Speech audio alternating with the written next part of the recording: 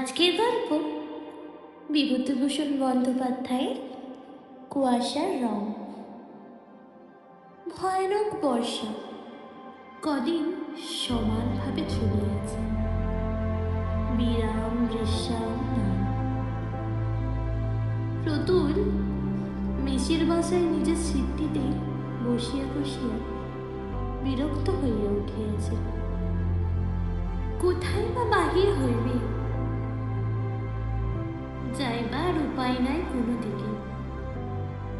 ছাদ চুইয়া ঘরে জল পড়িতেছে। সকাল হইতে বিছানাটা একবার এদিকে একবার ওদিকে সরাইয়া বা কতক্ষণ পারা যায়। সন্ধ্যার সময় আরো জোর বর্ষা নামিল। চারিদিক ধোঁয়াকার হইয়া উঠিল। বৃষ্টির জলে কুয়াশার ফাঁকে ফাঁকে গ্যাসের আলোগুলা রাস্তার ধারে ঝাপসা দেখাইতেছে।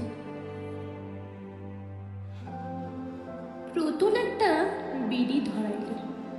সকাল হইতেই এক বান্ডিল বিড়ি উঠিয়া গিয়েছে। বসিয়া বসিয়া বিড়ি খাওয়া ছাড়া সময় কাটাইবার উপায় কোন? সিগারেট কিনিবার পয়সা নাই।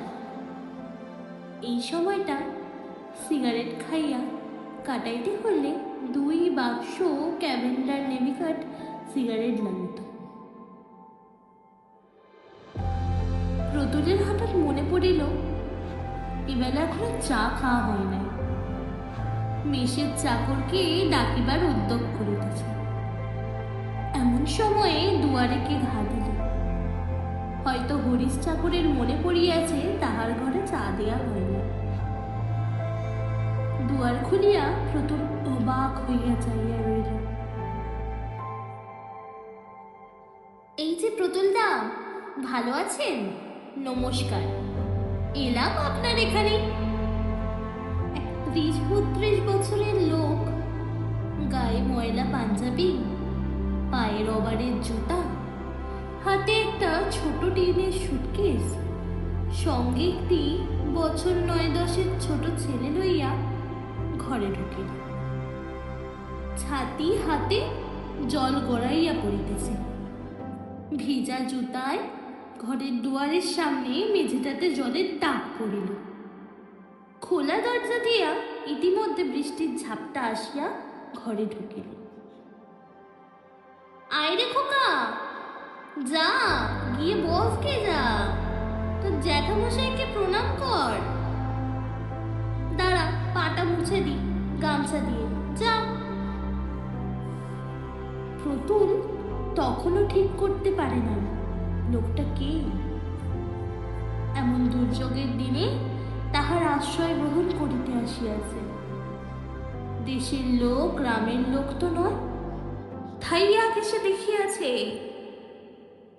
হঠাৎ তাহার মনে পড়িয়া গেল এসে শশধর, নাগপুরের শশধর না? এত বড় হইয়া উঠিয়াছে, সেই 18-19 বছরের ছোকরা। আর বাল্যের সেই চমৎকার চেহারা তো খারাপ হইয়া উঠিল কিভাবে?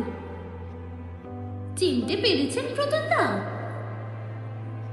হ্যাঁ, এসো বসো। ও কতকাল পরে দেখা, তা তুমি জানলে কি করে এখানে আমি আছি? ভালো আছো? বেশ। এটা কি ছেলে? বেশ বেশ। শশধর রাঙা দাঁত বার করিয়া একগাল হাসিয়া বলিল, তা হবে না? সে আজ কত বছরের কথা বলুন তো? আজ 12-13 কি 14 বছরের কথা হয়ে গেল যে আপনার ঠিকানা নিলুম জীবন ভট্টাচার্যের কাছ থেকে। জীবন ভট্টাচার্যকে মনে পড়ছে না? সেই সে জীবনদা আমাদের লাইব্রেরির সেক্রেটারি ছিল। কিন্তু জীবনবাবুই বা আমার বাড়ির ঠিকানা জানলেন কি করে? তার সঙ্গেও তো 12-13 বছর দেখা নেই কোনো। যতদিন নাগপুর ছেড়েছি ততদিন তার সঙ্গেও দেখা নেই। জীবনদার শালার এক বন্ধু, আপনারও বন্ধু, আনিকা বাবু চিনতে পেরেছেন এবার? সেখানে জীবনদা শুনেছে আপনি তো আমাদের খবর রাখেন না, আমরা আপনার রাখি। এই স্থির হয়ে বস খোকা, এক কাপ চা খাওয়ান না দাদা, বড় ঠান্ডা হাওয়া দিচ্ছে। সঙ্গে ছোট ছেলেটি অমনি বলিতে শুরু করিল, খিদে পেয়েছে বাবা, আমার খিদে পেয়েছে। তাহার বাবা ধমক দিয়া বলিল, থাম, ছোঁড়ার অমনি খিদে পাওয়া শুরু হয়ে গেল, থাম না, খেয়েছিস তো দুপুরবেলা। প্রতুল বলিল, ওকে ধমক দিচ্ছেন কেন? ছেলে মানুষের খিদে তো পেতেই পারে। দাঁড়াও খোকা, আমি খাবার আনছি। চা ও জলযোগের পর্ব মিটিয়ে গেলে প্রতুল বলিল, তারপর শশধর এখন হচ্ছে কি? শশধর বলিল, করব আর কি, রামজীবনপুরের ইউপি স্কুলের হেড পণ্ডিত, আজ দুদিন ছুটি নিয়ে কলকাতায় এলাম, একটু কাজ আছে। ভালো কথা প্রতুল দা, এখানে একটু থাকবার জায়গা হবে? প্রতুল বলিল, হ্যাঁ তার কি, থাকো না, জায়গা তো যথেষ্টই রয়েছে।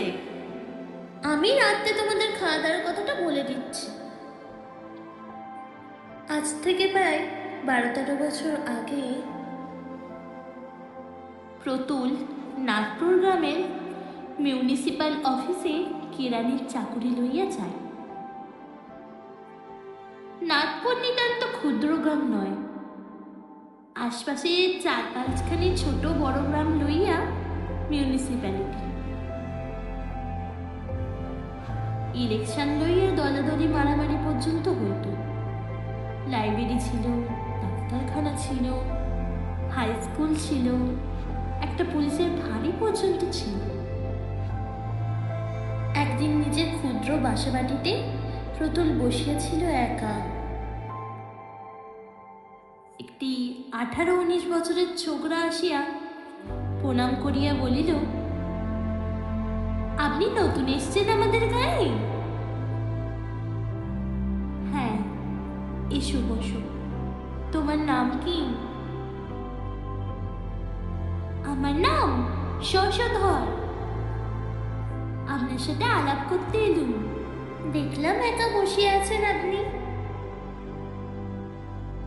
এসো এসো, ভালোই। তুমি স্কুলে পড়ো বুঝি? শশধর পরিচয় দিল।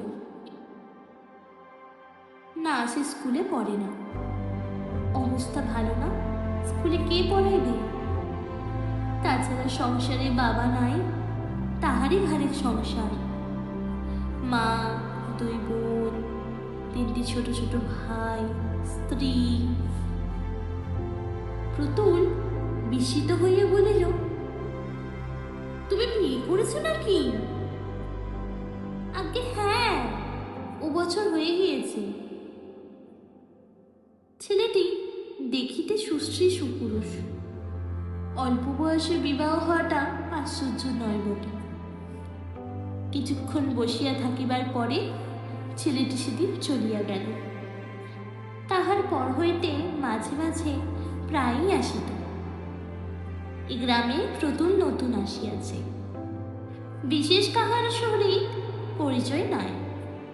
এ অবস্থায় একজন তরুণ বন্ধু লাভ করিয়া প্রতুলও খুশি হইল।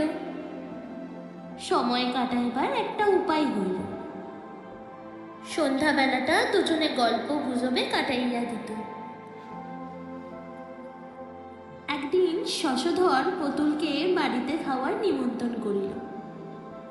শশধরের মা তাকে ছেলের মতো যত্ন করিয়া খাওয়াইলেন। শশধরের বোন কণা তাকে প্রথম দিনই প্রতুলদা বলিয়া ডাকিল। এই নির্বন্ধ পল্লী গ্রামে ইহাদের স্নেহ সেবা প্রতুলের বড় ভালো লাগিল সেদিন।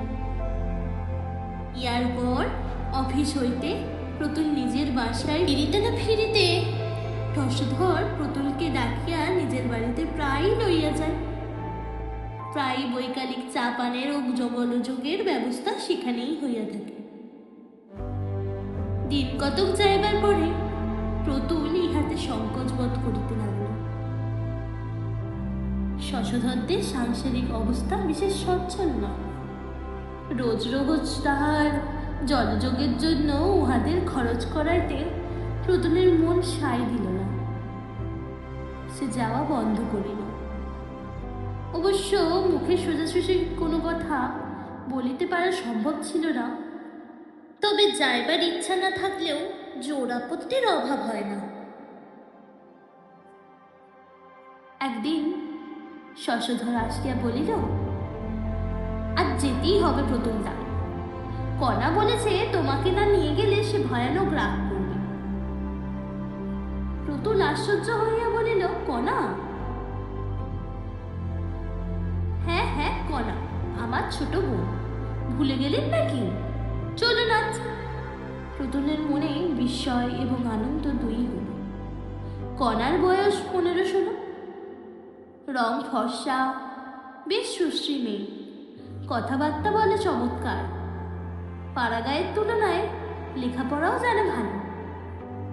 তাহার সম্বন্ধে কণা আগ্রহ দেখাইছে, কথাটা শুনিতে ভালো। কণা সেদিন প্রতুলের কাছে কাছেই রহিল। কয়দিন না দেখাশোনার পরে দুজনেরই দুজনকে যেন বেশি করিয়া ভালো লাগিতেছে। ফিরিবার সময় প্রতুলের মনে হইল কণাকে আজ যেন তাহার অত্যন্ত আপনজন বলিয়া মনে হইতেছে। কেন? নির্জন বাসায় ফিরিয়া কথাটা সে ভাবিল। কণা মেয়েটি ভালো, বুদ্ধিমতী, সেবা পরায়ণা, তাদেরই পাল্টি ঘর। আহা, এই জন্যই কি শশধরের এ তাগাদা? তাহাকে ঘন ঘন বাড়ি লইয়া যাইবার জন্য? কথাটা মনে হইবার সঙ্গে সঙ্গে এ চিন্তাও তাহার মনে না আসিয়া পারিল না। তাই কণার অত গায়ে পড়িয়া আলাপ করিবার ঝোঁক তার সাথে। প্রতুল আবার শশধরের বাড়ি যাওয়া বন্ধ করিল। শশধর আসিয়া পীড়াপিড়ি আরম্ভ করিতে আদৌ বিলম্ব করিল না। এবার কিন্তু প্রতুল অত সহজে ভুলিল না। তাহার মনে দ্বন্দ্ব লাগিয়েছে। কণা তাহাকে সত্যই ভালোবাসে, না তাহাকে বিবাহের ফাঁদে ফেলিবার জন্য ইহা তাহার একটি ছলনা মাত্র? কণার মা কি জন্য তাহাকে এত আদর করিয়া থাকেন, শশধর তাহাকে বাড়ি লইয়া যাইতে এত আগ্রহ দেখায়, ইহার কারণ প্রতুলের কাছে ক্রমশ স্পষ্ট হইয়া উঠিল। গরিবের মেয়ে, বিবাহ দিবার সঙ্গতি নাই, উপযুক্ত পাত্রে, সেই হিসাবে প্রতুল পাত্র ভালোই, 30 টাকা মাহিনা পায়, অফিসে, বয়স কম, দেখিতে শুনতেও এ পর্যন্ত তো প্রতুলকে কেউ খারাপ বলে নাই। ইহাদের সকল স্নেহ, ভালোবাসা বা আগ্রহের মধ্যে একটি গূঢ় স্বার্থসিদ্ধির সন্ধান জানিয়া প্রতুলের মন ইহাদের প্রতি নিতান্ত বিরূপ হইয়া উঠিল। মাস 2 কাটিয়া গিয়েছে। ভাদ্র মাস। 7-8 দিন বেশ ঝলমলে শরতের রৌদ্র। খালের ধারে কাশফুল ফুটিয়াছে। জল কাদা শুকাইয়া আসিতেছে। পূজার ছুটির আর বেশি দেরি নাই। প্রতুল বসিয়া বসিয়া সেই কথা ভাবিতেছিল। মিউনিসিপাল অফিসে এবার দিন ছুটি। এই সময় একদিন কাহার মুখে শুনিল প্রতুল, শশধরের বাড়িতে বড় বিপদ, শশধরের মা মৃত্যুশয্যায়। শুনিয়া সে ব্যস্ত হইয়া উঠিল। শশধরের দিকে অনেকদিন আসে নাই তা তো নয়। প্রতুল উহাদের বাড়ি না গেলেও সে এখানেই প্রায় আসিয়া বসিয়া থাকে, চা খায়, গল্পগুজব করে। কই, মায়ের অমন অসুখের কথা তো শশধর বলে না। প্রতুল শশধরদের বাড়ি গেল। এমন বিপদের সময় না আসিয়া চুপ করিয়া থাকা সেটা ভদ্রতা এবং মনুষ্যত্ব উভয়েরই বিরুদ্ধে। প্রতুলের কড়া নাড়ার শব্দে কণা আসিয়া দরজা খুলিয়া দিল।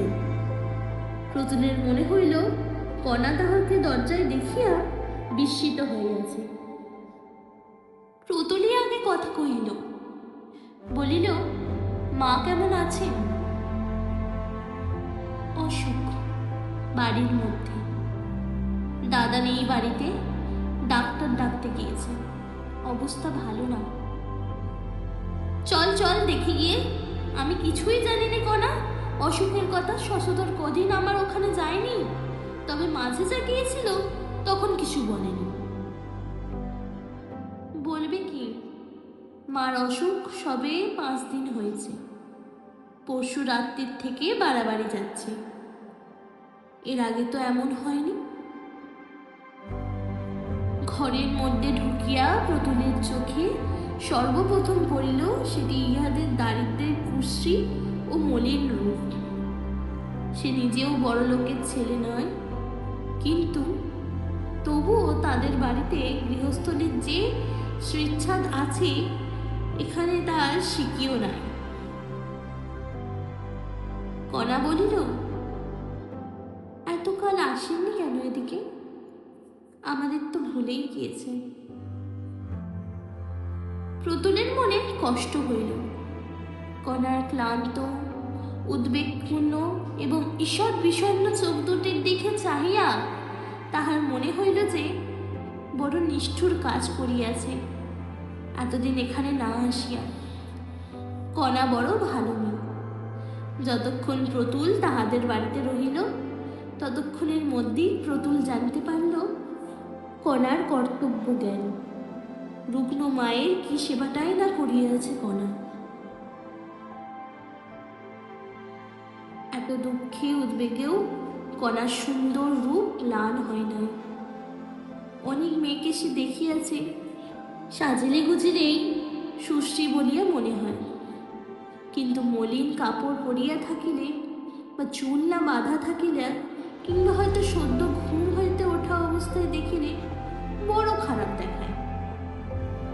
কণার রূপের মধ্যে এমন একটা কিছু আছে যাহাতে কোনো অবস্থাতেই খারাপ দেখায় না। এত অনিয়ম, রাত্রি জাগরণ, উদ্বেগ, পরিশ্রমের মধ্যেও কণা তেমনই ফুটন্ত ফুলটির মতো তাজা, তেমনই লাবণ্য ও সুকুমার মুখে। কণার সম্বন্ধে এই একটি মূল্যবান বার্তা সত্য আবিষ্কার করিয়া প্রতুল আনন্দিত ও বিস্মিত দুই হইল। ইহার পর প্রতুল কয়দিনই কণাদের বাড়ি নিয়মিত যাইতে লাগিল। রোগিণীর সেবায় সে কণাকে সাহায্য করিত। স্টোভ জ্বালা, জল গরম করা, বিছানার চাদর বদলানোর সময় রোগিণীকে বিছানার এক পাশে সরানো, ডালিম বেদানার দানা ছড়ানো।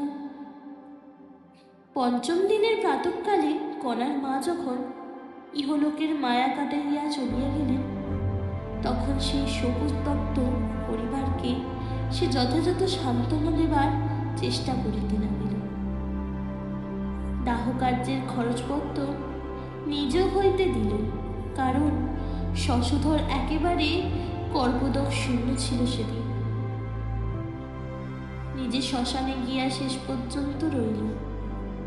আবার সকলের সঙ্গে সেখান হইতে কণাদের বাড়ি ফিরিয়া আগুন তাপিল এবং নিমের পাতা রাঁধতে কাটিল। কণা আজকাল প্রতুলের দিকেও বড় টানে। তাহার সুখ দুঃখ, সে রাত্রে ঘুমাইল কিনা, তাহাকে চা ঠিক সময় দেয়া এবং সেই সঙ্গে কিছু না হোক এক মুঠা মুড়িও তেল নুন মাখিয়া দেয়া, এসব দিকে কণার সতর্ক দৃষ্টি।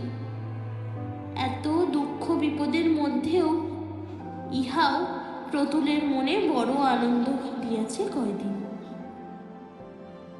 শ্রাদ্ধের আগের দিন প্রতুল শশধরকে নিজের মাহিনা হইতে 20 টাকা দিয়া তাহাকে কি করিবে সেটা হইতে পরামর্শ দিল। জিনিসপত্র ও লোকজন খাওয়ানোর ফর্দ ধরিল। সামান্য তিল কাঞ্চন শব্দ হইবে, শ্রাদ্ধের দিন 12টা ব্রাহ্মণ এবং নিয়ম ভঙ্গের দিন জনপনেরও জাতি কুটুম্ব খাইবে।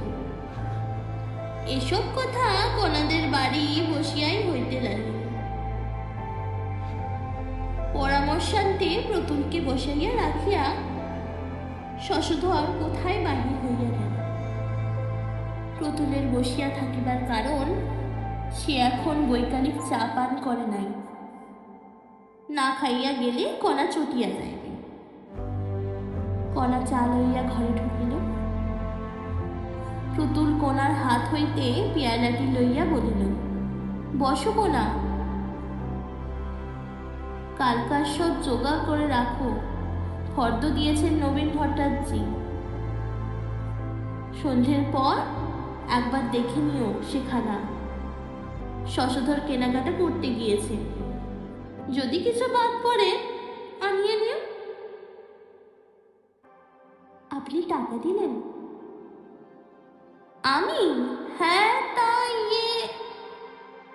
কত টাকা দিলেন? সেই কথার দরকার? সে এমন কিছু নয়। তাছাড়া ধার। শশধর আবার আমায়। দাদা আমার আপনাকে ছাই দেবে। আপনাকে কথাটা বলবো ভাবছি। কেন আপনি আমাদের পেছনে এমন খরচ করছেন? রোগের সময় টাকা দিয়েছেন, আবার কাজের সময় দেবেন। আপনি কি 950 টাকা ব্যাংকে জমিয়েছেন শুনেছি।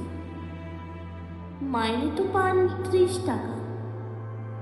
আপনার নিজের বাবা মা ভাই বোন রয়েছে, তাদের কি দেবেন? নিজে কি খাবেন? আপনাকে বলি শুনুন, দাদা বেকার বসে আছে। আপনার কাছ থেকে টাকা নিয়ে তা কখনো আবার হাত উপর করবে না। ওর ওই স্বভাব। আপনি আর 1 পয়সা দেবেন না বলে দিচ্ছি। মায়ের কাজ হোক বা না হোক, আপনার কি? আপনি কেন দিতে যাবেন? প্রতুল বিস্মিত দৃষ্টিতে কণার মুখের দিকে চাহিল। কণার মুখে একটি সবল তেজস্বী সারল্য সত্যবাদী ও স্পষ্টভাষী ওর ডাগর চোখ দুটি, যা খোসামত করিতে বা ছলনা করিতে শেখে নাই, আজও প্রতুলের মনে হইল। কিন্তু কণা আজ একই নতুন ধরনের কথা বলিল। ভারী আশ্চর্য কথা। এতদিন কণাকে চিনিতে পারে নাই, আজ চিনিল বটে। শ্রদ্ধায় ও সব ভ্রমে প্রতুলের মন পূর্ণ হইয়া উঠিল। কণা সাধারণ মেয়ে নয়। সাধ্য সামলে মিটিয়া গেল। প্রতুল নিয়মিত উহাদের বাড়ি যাতায়াত করিতে লাগিল। কণার সেবা অভ্যস্ত হইয়া গিয়াছে। সে যত্ন সেবার এতটুকু খুঁত কোনো দিন প্রতুলের চোখে পড়িল না আজও। মায়ের শোক খানিকটা প্রশমিত হইবার পরে কণা আরো সুশ্রী হইয়া উঠিয়াছে। এখন পরিস্ফুট যৌবনশ্রী তাহার অঙ্গ প্রত্যঙ্গে। প্রতুল ইতিমধ্যে মনে মনে ভাবিয়া স্থির করিয়াছে কি করিয়া কথাটা এইবার সে পারিবে। কথাবার্তা পাকা না হয় রইল। অসৌচ কাটিয়া গেলে বিবাহ হইতে বাধা কি? পরের বাড়ির তরুণী পূর্ণ যৌবন মেয়ের সহিত এভাবে মেলামেশা উচিত হইতেছে না। একটা পাকাপাকি কথা হওয়া ভালো। বৈকালে প্রতুল কণাদের বাড়ি গেল। কণা আসিয়া বলিল, ওরে বাস, আমি বলেছি কি না বলেছি? প্রতুলদা তো এলো বলে। দুধ নেই চা করবার। ওবেলা দুধের কড়া আলাদা করে রেখে গিয়েছিলাম পিন্টুর দোকানে, আর সব দুধখানি উপর করে রেখে দিয়েছে বেড়ালে।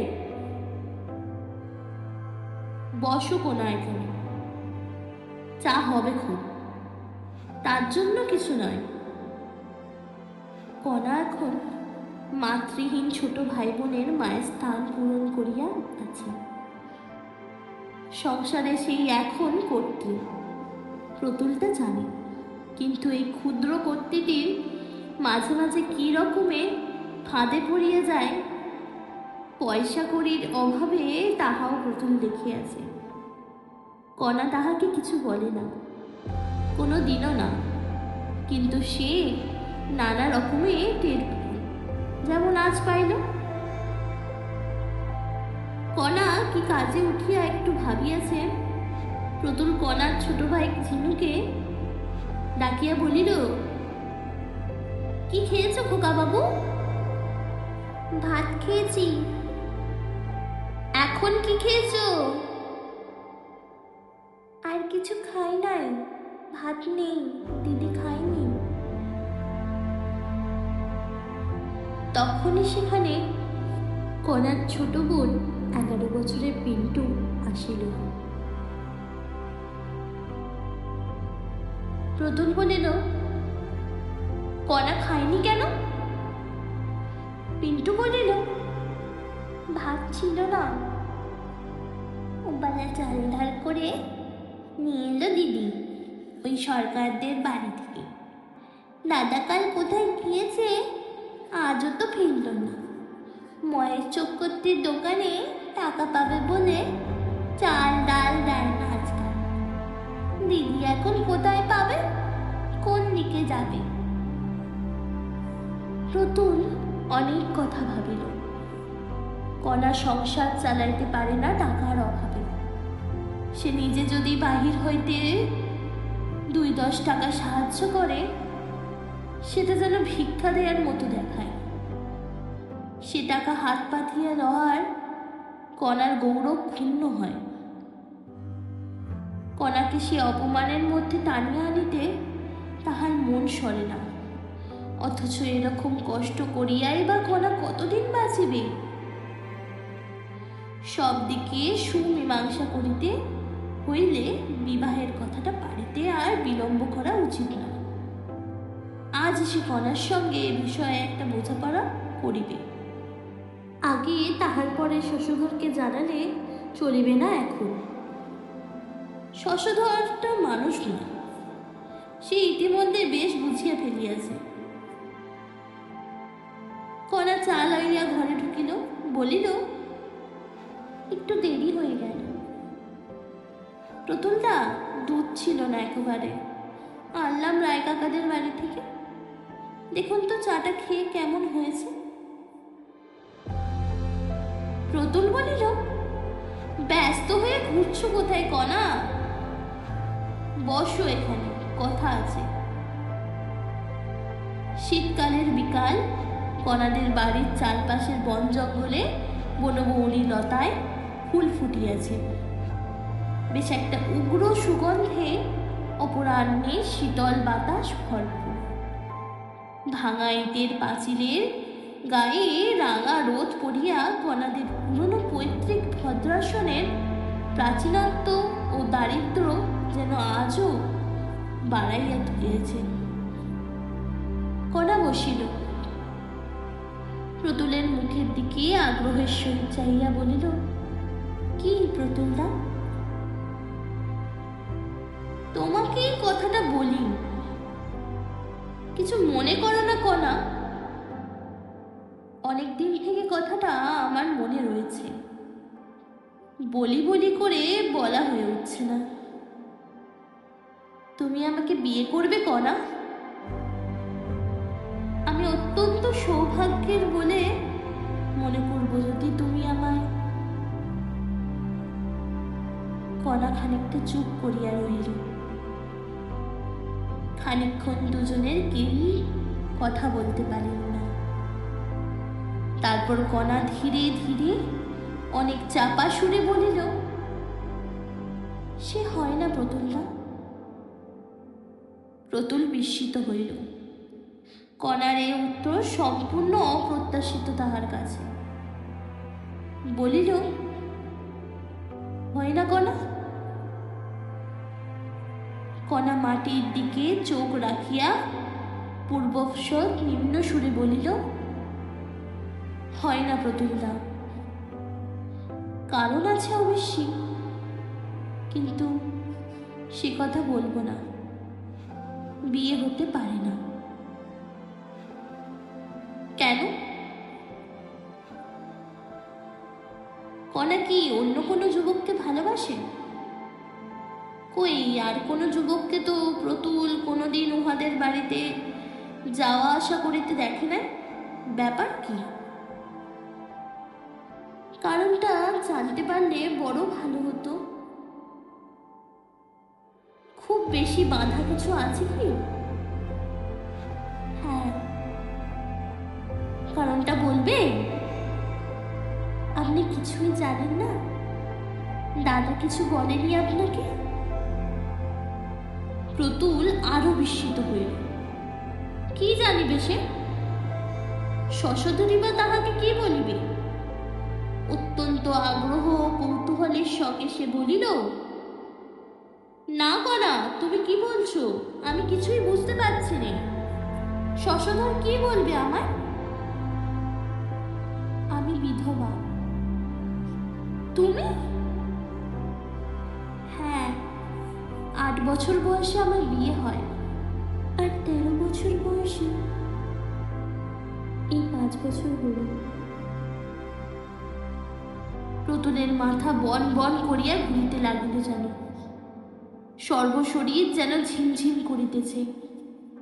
কনা বিধবা? কনার বিবাহ হইয়াছিল 8 বছর বয়সে? অদৃষ্টের কি দারুণ পরিহাস!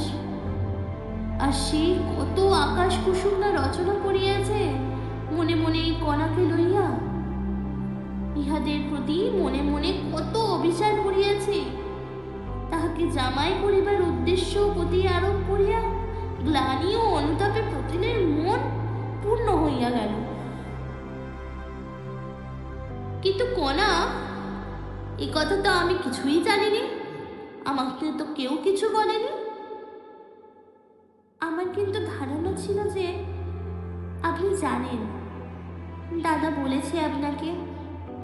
আমি অবাক হয়ে গেছি এ কথা শুনে।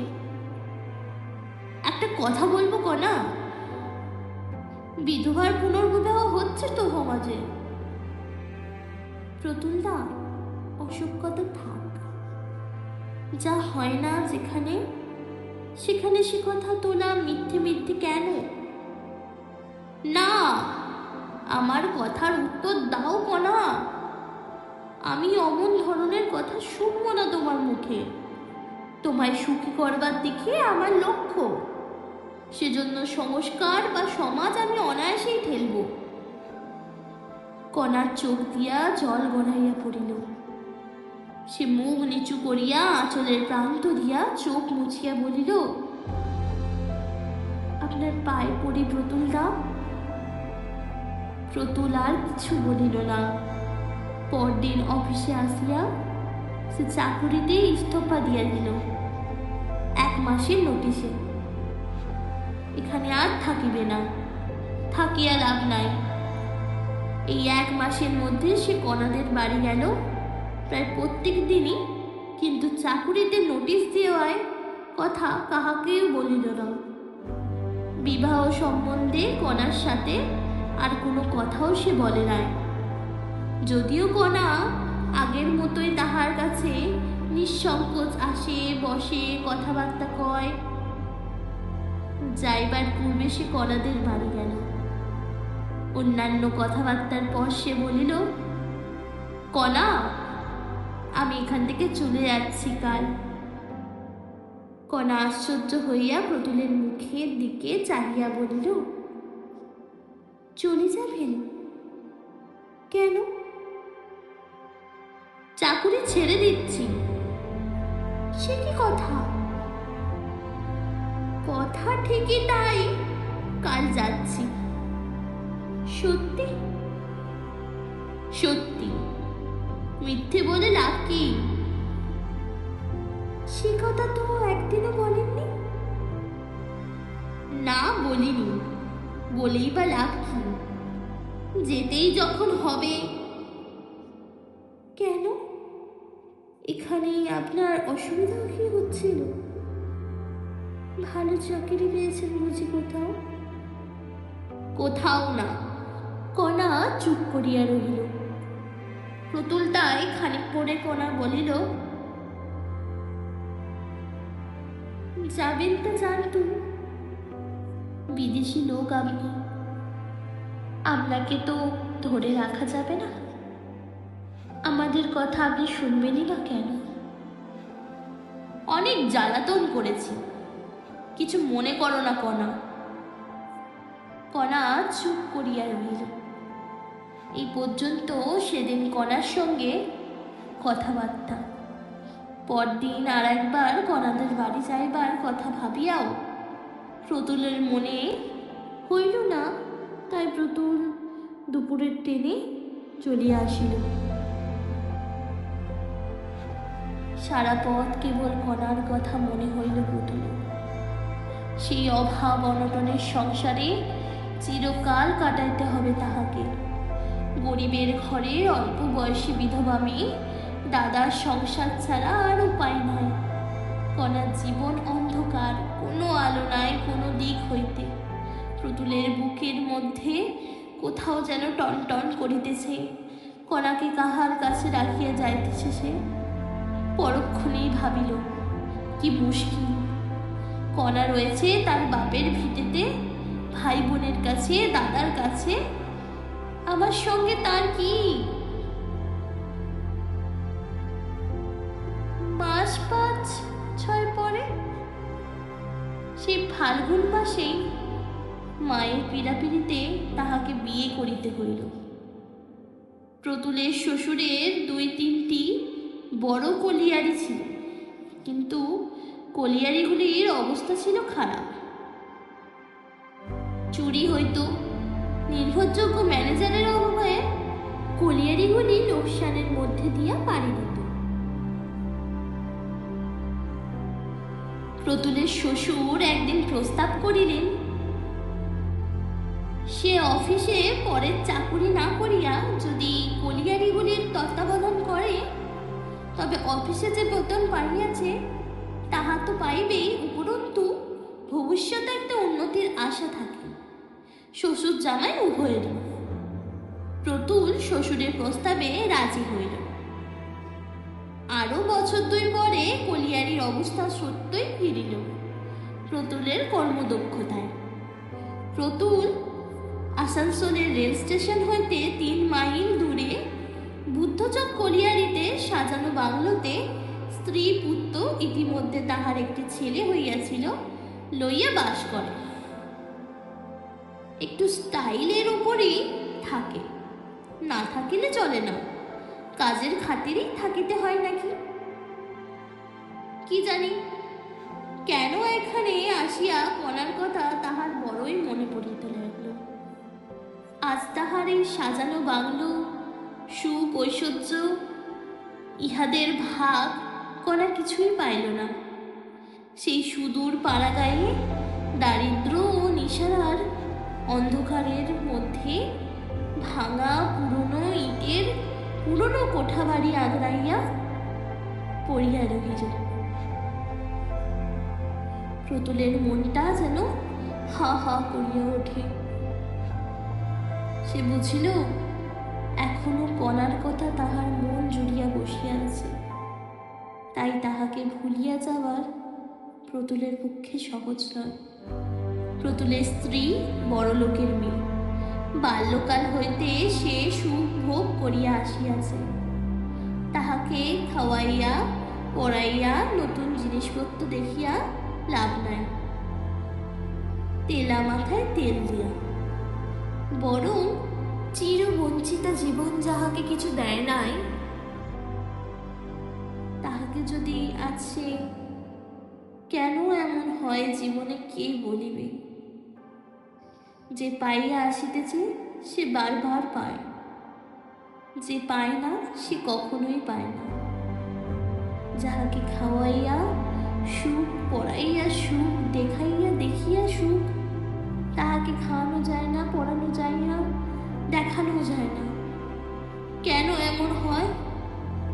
এসব 4-5 বছর আগের কথা। আজ কয়েকদিন হইল প্রতুল কলিকাতায় আসিয়াছে চাকুরির খোঁজে। কলিয়ারি আছে, কিন্তু প্রতুলের স্ত্রী নাই।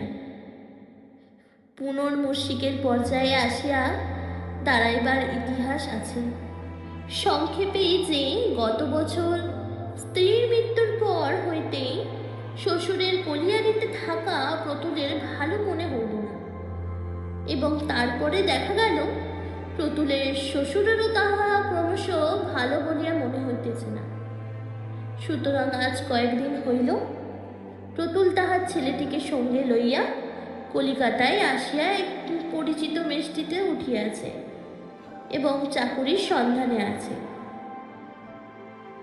আর এই সেই শশধর, কণার ভাই। এতকাল পরে হঠাৎ এভাবে কোথাও হইতে কেমন করিয়া আসিয়া পড়িল।